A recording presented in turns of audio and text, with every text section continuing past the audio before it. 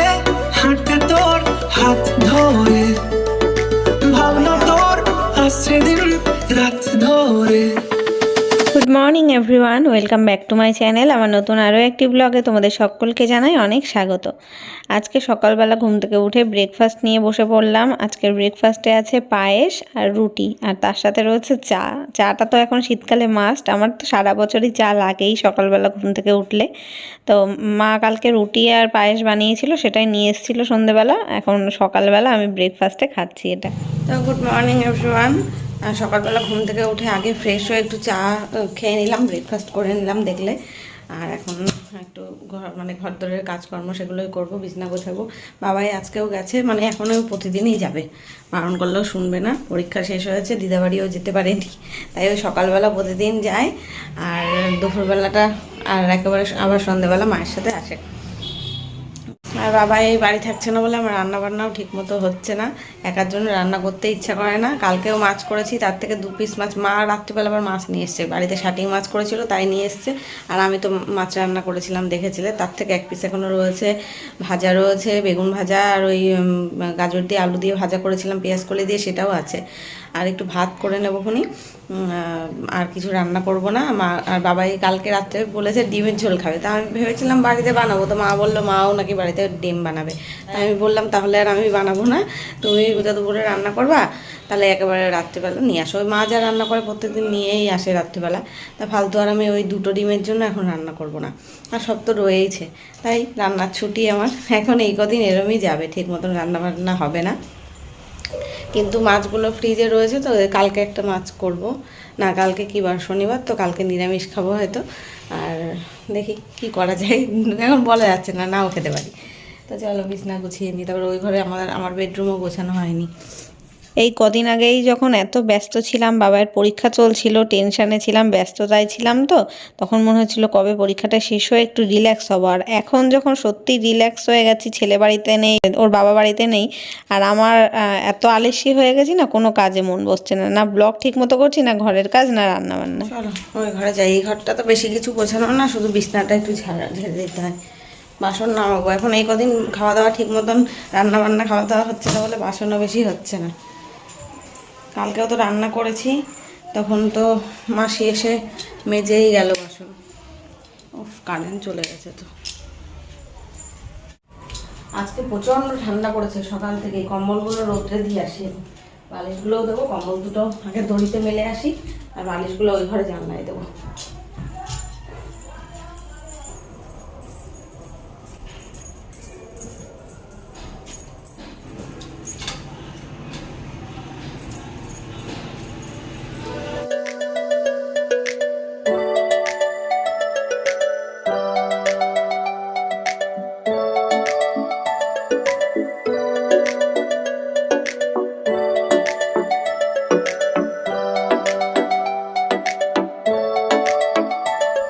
এই কদিন ধরে আমার যেমন রান্নাবান্না খাওয়া দাওয়ায় চেঞ্জ হয়েছে, তেমনি ঘুমেরও ডিস্টার্ব হচ্ছে, ঘুমেরও চেঞ্জ হয়ে গেছে, ডিস্টার্ব হয়নি, ঘুমের সময়টা আরও বেড়ে গেছে, এটা ঠিক। তবে ওই তার কারণ আছে। এই যে ধরো রাত্রেবেলা আমরা শুয়ে পড়ি, এই যদি কোনো দিন সিনেমা দেখি তাহলে তো কোনো দিন 12টাও বেজে যায়। এবার ঘুমাতে ঘুমাতে আমার বিছানায় উঠে একটু এডিটের কাজ এগিয়ে রাখি, আর বাদবাকিটা সকালে করি। আমার ঘুমাতে ঘুমাতে 1টা-1.5টার নিচে হয় না, আর একটু ফোন টোন দেখি রাত্রেবেলা।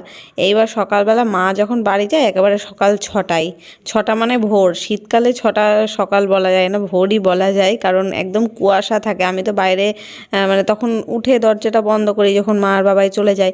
এবার ওই দরজা বন্ধ করার জন্য আমাকে উঠতে হয়, তখন একবার ঘুম ভেঙে যায়, তো তারপরে আর গিয়ে শুলে না, ঘুমই আসতে চায় না, এদিকে ঠান্ডায় কাঁপতে থাকি, তখন উঠেও বা কী করবো।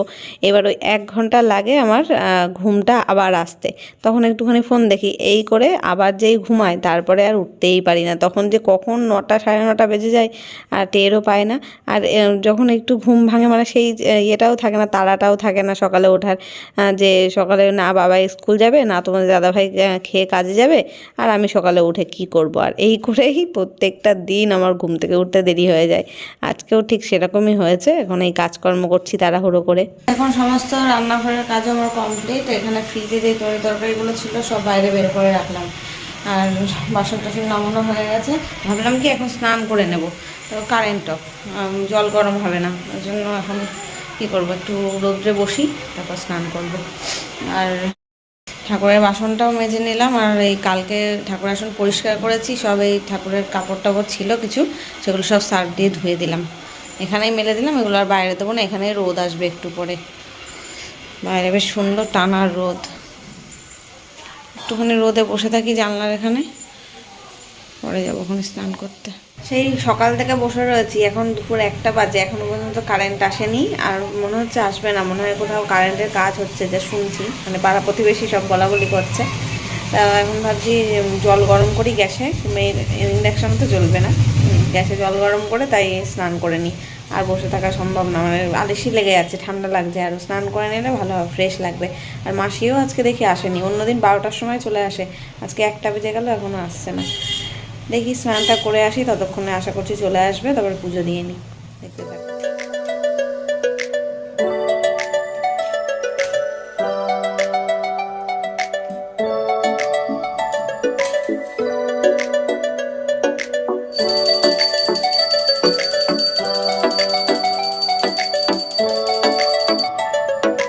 ভাল লাগে হাঁটতে তোর হাত ধরে, ভাবনা তোর আসছে দিন রাত ধরে।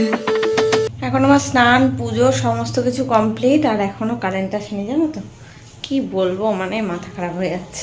ভাবলাম স্নান করে সেই ইন্ডাকশানে ভাত বসাবো, তার কারেন্ট তো আসেনি, এখন গ্যাসেই বসাই, ভাত হলে তাই খাবো। ফাইনালি এখন খেতে বসছি, এই যে সব তরকারি গরম করে নিলাম, ভাত বানিয়ে নিয়েছি। দুঃখের কথা এটাই, কারেন্ট নেই, আর 2টো বেজে গেছে, আমি ভিডিও আপলোড করতে পারিনি এখনও। নেটে ভিডিও আপলোডে বসিয়েছি, কিন্তু এইটুকুনি, মানে আধা ঘন্টা ধরে মনে হয় 10% আপলোড হয়েছে, যেটা আমার আধা ঘন্টায় পুরোটাই আপলোড হয়ে যায়, অন্তত 10-15 মিনিটের ভিডিও, সেটা 10% হয়েছে 100%-এর মধ্যে। এখন জানি না কখন কি হবে, এখন তো ওয়াইফাই কানেকশান নেই, ওই জন্য দেরি হবে। আর কি দিয়ে খাবো আজকে, চলো দেখাই। অন্ধকার, ফ্ল্যাশ অন করে ছাড়া হবে না। এই যে এটা হচ্ছে পালং শাক, মা নিয়ে এসেছিলো কালকে। আর এটা হচ্ছে শাটিং মাছ, মাছটা বেগুনের তলায় ঢাকা পড়ে গেছে।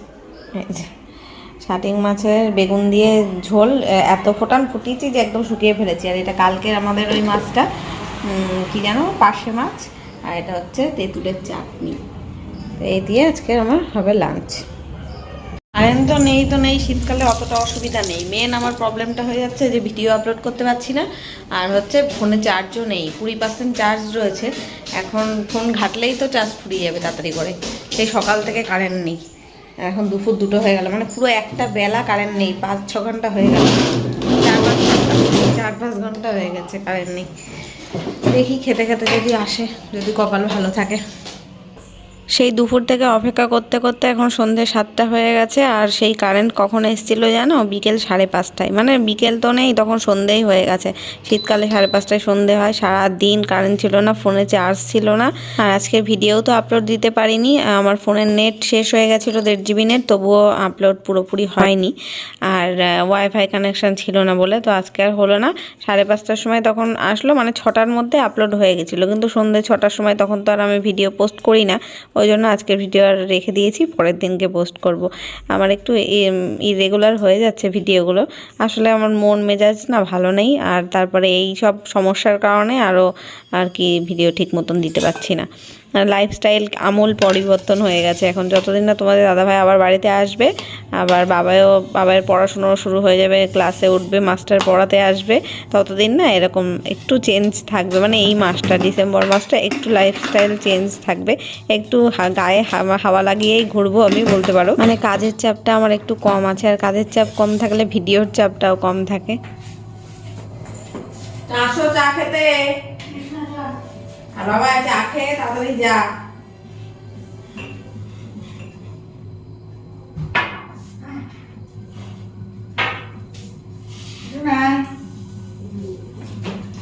হ্যাঁ, আজকের কী বার হয়তো ভিডিও শুরুতে আমি তোমাদের বলিনি, আজকে শুক্রবার, আর বাবার ড্রয়িং ক্লাস রয়েছে।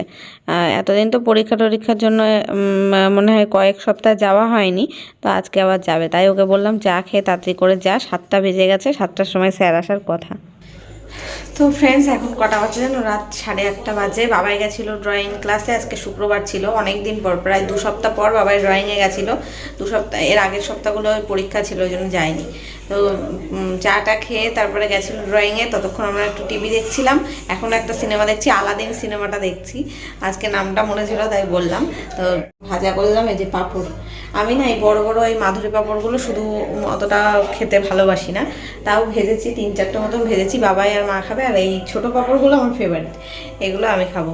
বাবাইকে আলাদা করে বাটি করে দিয়ে দেবো, বাবাই তো এই ঘরে রয়েছে, আর আমরা ওই ঘরে সিনেমা দেখবো এখন। আর এদিকে মা রান্না করে নিয়ে এসছে ডিমের ঝোল আর একটা ফুলকপি আলুর তরকারি নিয়ে এসছে। আর রাত্রেবেলা গরম ভাত করব। আমি একবেলার মতোই ভাত করেছিলাম আজকে, অল্প করে। রাতে না এই ঠান্ডা ওয়েদারে ঠান্ডা ভাত খাওয়া যায় না, কালকে খুব কষ্ট হয়েছে ঠান্ডা ভাত খেতে গিয়ে। যতই তরকারি গরম করো না কেন, ওই ভাত খাওয়া যায় না কনকনে ভাতের জন্য। রাত্রিবেলা এবার থেকে গরম ভাতই করবো। তো যাই হোক, চলো, পাঁপড়টা ঠান্ডা হয়ে যাবে, ওই ঘরে যাই।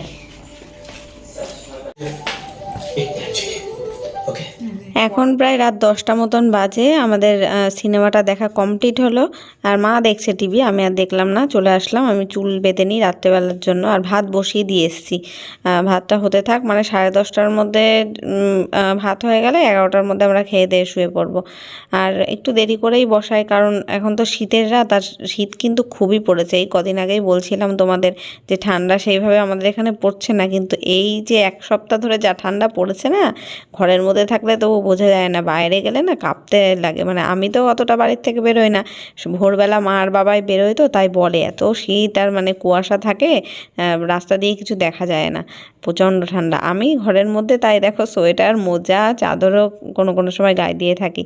তো এখন চুলটাকে বেঁধে নিলাম, একটু মুখে ক্রিম অ্যাপ্লাই করলাম, আর এত ঠোঁট ফাটে আমার, অল টাইম লিপ বাম নাই বোরোলিন ব্যবহার করতেই হয়। তো ফ্রেন্ডস, এখন বাজে রাত 10:30, আর আমি এদিকে ভাত বসিয়ে দিয়েছি। গরম গরম ভাত খাবো, ওই জন্যই ভাত করেই বসালাম। আর ওই যে তখন 8:30টার সময় পাঁপড় ভাজাটা যে খেয়েছি না, পেট ভরাই থাকছে। এমনি এই কদিন ধরে রাত্রি হয়ে যাচ্ছে, 11টার নিচে অবশ্য আমরা আগেও খেতাম না, আজকেও তাই হবে। ওই তো ঘড়িতে 11:15, তার মানে 10:35 বাজে। ওই ভাত তো প্রায় ফুটে গেছে, আর 5 মিনিটে ভাত হয়ে যাবে। হয়ে গেলে গরম গরম ভাত বাড়বো, একদম নামাবো, ফ্যান ছড়াবো, আর ভাত দেবো সবাইকে। আর এই তরকারিগুলো যেগুলো নিয়ে এসছে বাড়ি থেকে। এতক্ষণ ওই সিনেমাটা কমপ্লিট করলাম, আলাদিন সিনেমাটা। অতটাও ভালো না, ফার্স্ট টাইম দেখলাম আমি, মোটামুটি অত ভালো না।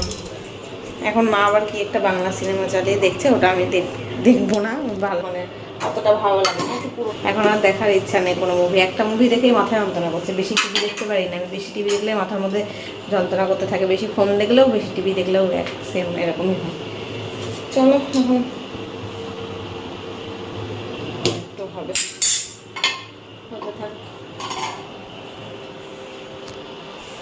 ব্যাস দেখো, কথা বলতে বলতে ভাত হয়েও গেল। আর আমার না এই স্টিলের গামলাগুলোতে ফ্যান ঝরানোর কোনো কিছু নেই, এটাই একটা প্রবলেম জানো তো। ইন্ডাকশানে রান্না করলে স্টিলের জিনিস, আমার তো হাঁড়ি নেই, আছে হাঁড়ি, স্টিলের হাঁড়ি একটা আছে, কিন্তু সেটা ছড়ানো হাঁড়ি, উবুর দেওয়া যায় না। তোমাদের মধ্যে থেকে আগে আমাকে একজন কমেন্ট করে বলেছিল যে স্টিলের জিনিস এরকম গামলা টামলা উবুর দেওয়ার জন্য নাকি স্ট্যান্ড পাওয়া যায় কিনতে। এবার আমি না সেটা জানি না যে কেমন ধরনের, আমি কোনোদিনও চোখেও দেখিনি, বা আশেপাশে কারোর বাড়িতে আমি দেখিনি, সেটা কেমন ধরনের হয় আমি ঠিক বুঝতে পারছি না। তাও হয়তো বাসনের দোকানে গেলে হয়তো পাওয়া যাবে। তা আমি ভাবছি এবার যেদিন বাজারে যাব, বাসনের দোকানে কি জিজ্ঞেস করব যে স্টিলের জিনিস, মানে উবুর, হাঁড়ি উবুর দেওয়ার স্ট্যান্ড পাওয়া যায় কিনা। সেটা কিসের মধ্যে, কোনো গামলার মধ্যে বসাতে হয় নাকি একেবারে সিঙ্কের মধ্যে বসিয়ে উবুর দিয়ে দিলেই হবে? কেউ জানলে কমেন্টে জানিও তো আমাকে, সেটা কেমন ধরনের আর কি দেখতে হয়, তাহলে আমার সুবিধা হবে কিনতে আর কি।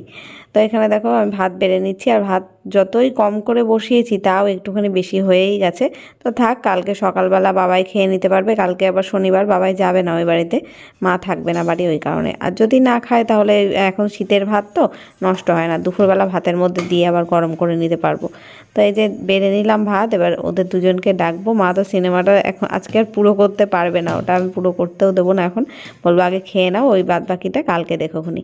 তো চলো আমরা খাওয়া দাওয়া করে নিই এখন, আর দেখা হচ্ছে কালকে নতুন একটা ব্লগের সাথে। ততক্ষণ সবাই খুব ভালো থেকো, সুস্থ থেকো। ভিডিওটা ভালো লাগলে লাইক করো, কমেন্ট করো, আর চ্যানেলটা সাবস্ক্রাইব করে পাশে থেকো। আজকের মতো টাটা, গুড নাইট।